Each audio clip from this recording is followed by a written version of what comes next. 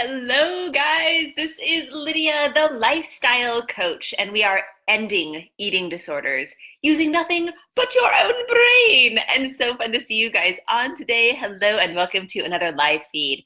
So, ending eating disorders like binge eating, bulimia, emotional eating, stress eating, body hate, food obsession, compulsive overeating, just all of the habits that get in our way from being able to live life in integrity with what we know serves us. That's essentially what it comes down to.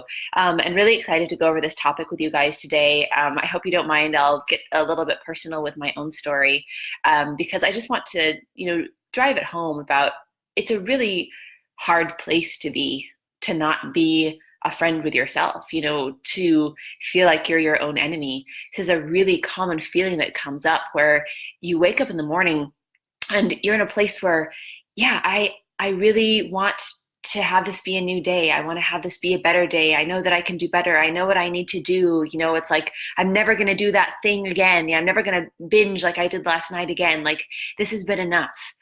And you're in that place where you wake up and you feel like you're aligned with who you are. Like, you feel like a friend to yourself. Like, you feel like you can take care of you. And then the kids are in bed or it's after work and you're coming home and you just start feeling like it's going to happen again. You just start worrying. You just start, like, that cycle starts building and you start feeling more compulsive and you start going back and forth. No, I can't do this again. But what if it does happen again? Well, I can just have one bite of this. And, if I was a normal eater, I should just be able to have one bite of it. And, normal people can just have one of these. So I should be able to have one of these. Why am I going back for more? What is this? How do I stop this? And then all of a sudden, it's not just the layer of that you're going back into the cycle again for the 2000th day that you've done this. It's like, it's not just the physical betrayal and the mental betrayal that you're going into this, but it's like a betrayal of friendship with yourself, a betrayal of care, a betrayal of a promise to yourself. Breaking those promises to you is an incredibly painful thing to emotionally take day after day. And this is really an important part of the cycle to understand. And being able to become a friend to yourself, being able to care for yourself is a really important step in not only getting the help that you need to be done with this, but in the enjoyment of being on the other side of it and being aligned with who you are and what you want and being able to take care of you. So I want to tell you guys about an experience that I had back in my crazy days, right? I was a binge eater, bulimic for many, many years, compulsive overeating. I would have called it food addiction at the time. I would have called it emotional eating at the time. I would have called it just this horrible flaw with me that surely nobody else experiences and I'm the only one. All of those things came up for me in the different phases of this. But there was one time where I was going to visit some family members that I didn't know that they liked me very much, and it was sort of a stressful situation. And, I was trying so hard at that point in my life to just seem perfect and seem okay and seem first and foremost healthy. Like, that was my identity. I am healthy. I am a health coach. I do healthy things. Like, I was so urgently trying to hang on to that despite doing this very unhealthy thing with food, which was my eating disorder. And I binged. And it was so embarrassing because it wasn't even in my own home. I binged on someone else's food. I binged trying to not be seen. I binged going back and back with the whole family sitting in the living room and trying to not have anyone notice that I kept on going back and back to the kitchen, not being able to be present with anyone, going and putting small amounts of things in a cup and then bringing it back and saying, this will be the last time, I just need something else to satisfy me. And then I go back and fill up that cup again and again and again. And I felt so much shame and I felt so much disgust over what I was doing. And I felt so much embarrassment about doing it in front of everyone. People that I wanted to like me, people that I wanted to respect me, people that I wanted to show that I was okay. And I was so not okay. And I started getting emotional because the shame was building in my head.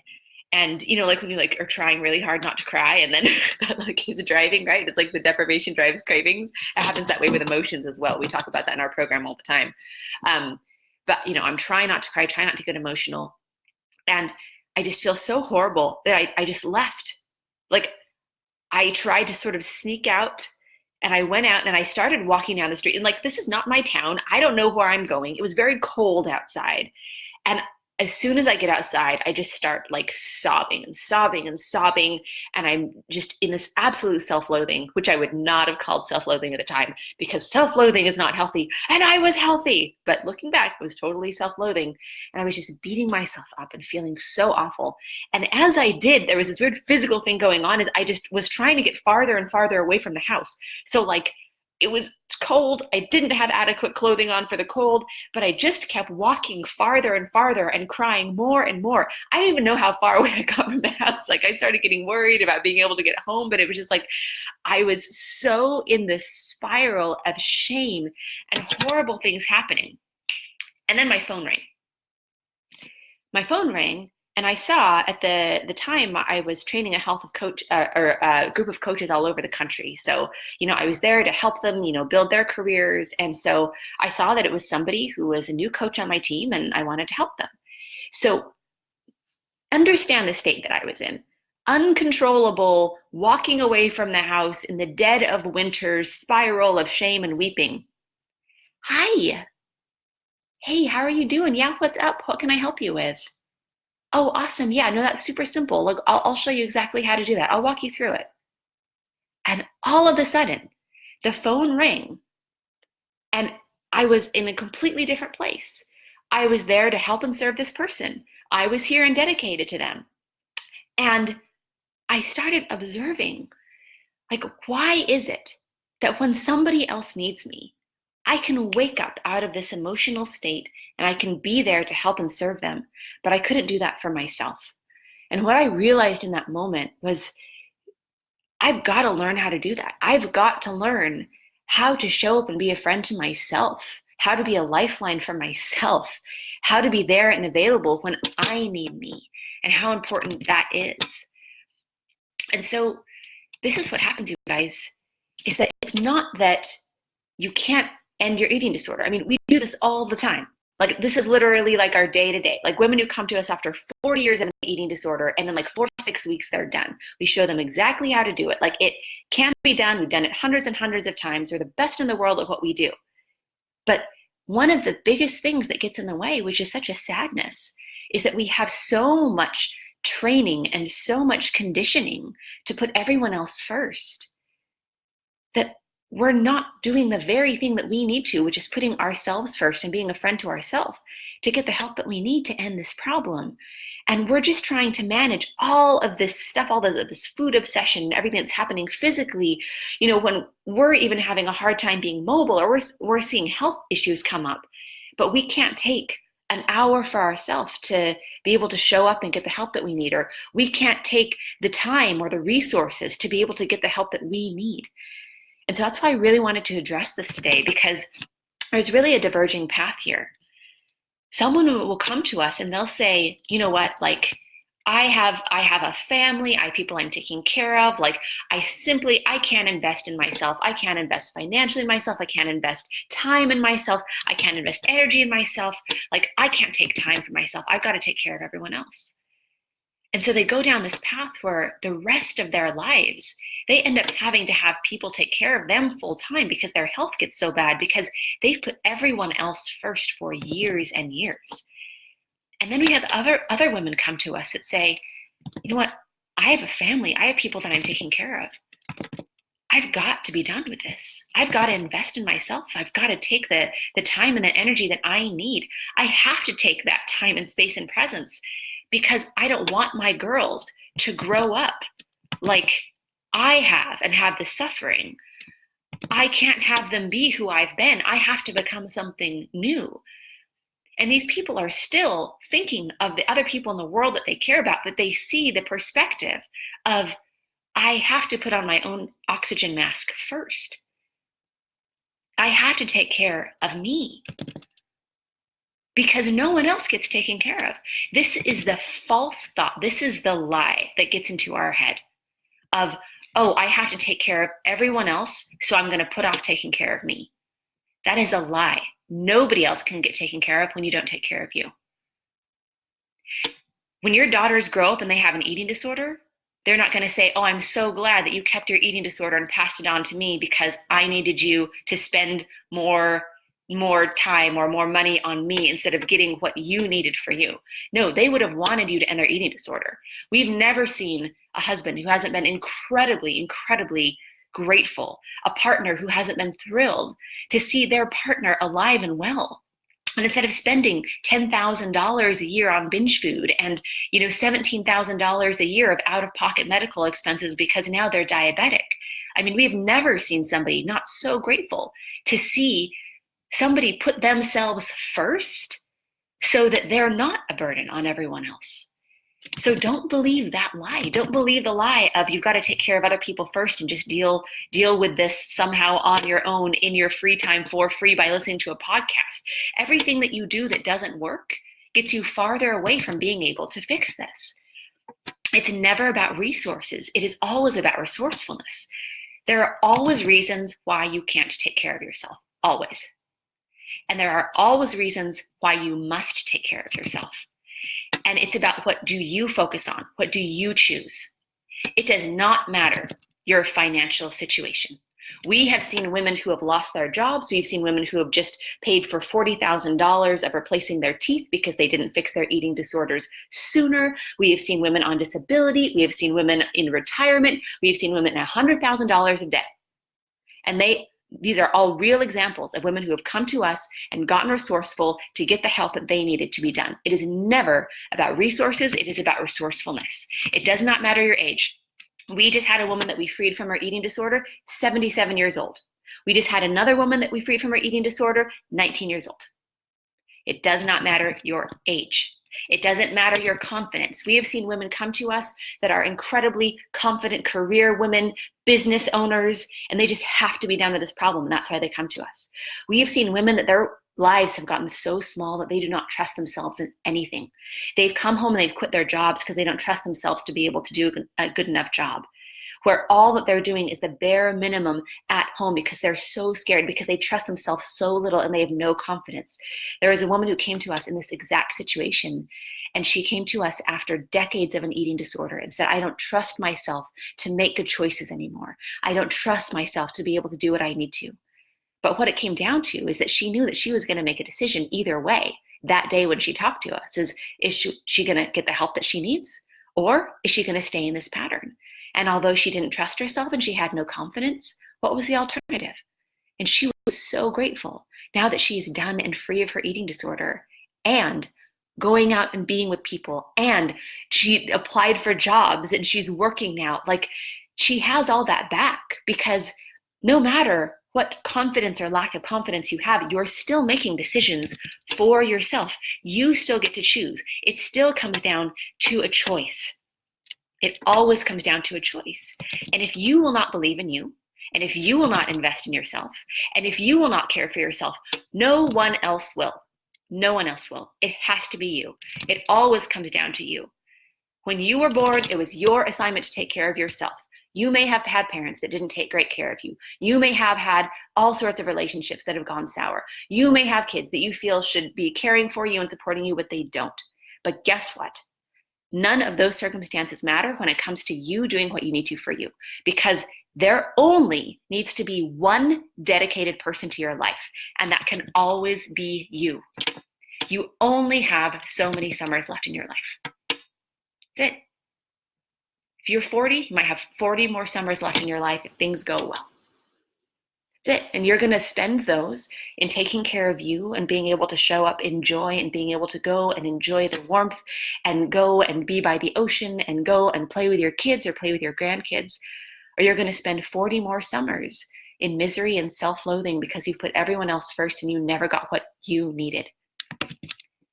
I am giving you full permission to take care of yourself. You don't need my permission, but in case you just need a permission slip, I love what Elizabeth Gilbert says. She's like, I just hand people permission slips. Like, you have permission to do what you need, right? I give you full permission to take care of yourself and put yourself first for you.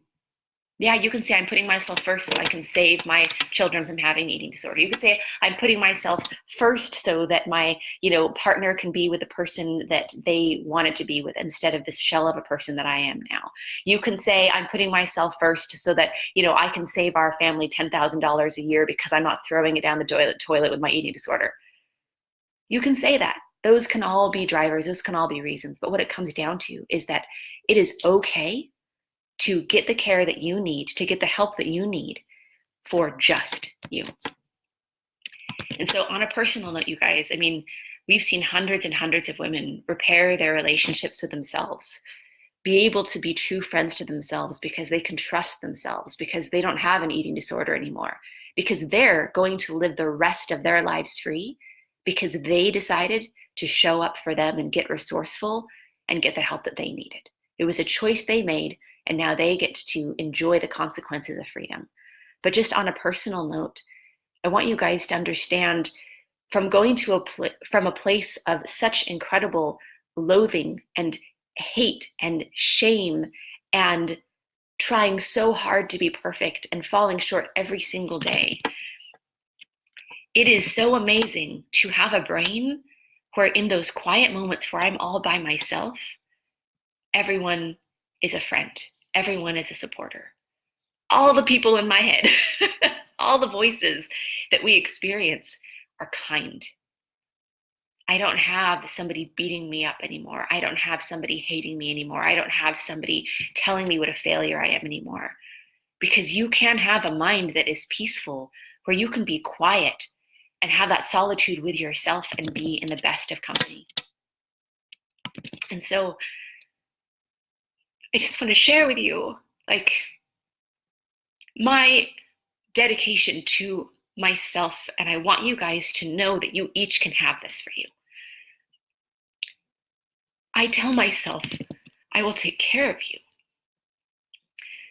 I will feed you. Do you know how many years I didn't feed myself?